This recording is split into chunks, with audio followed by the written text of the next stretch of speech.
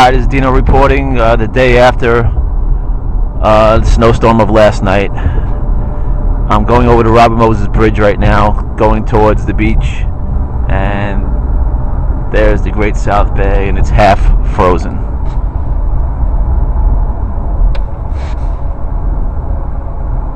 There's the water.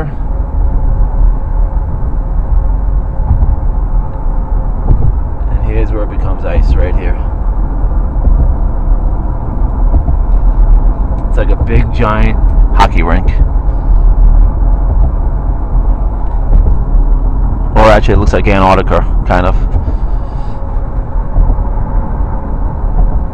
And you have the sun starting to set in the background.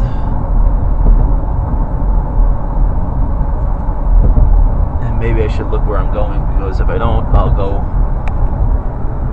through the railing into the ice, and that'll be probably my best video ever.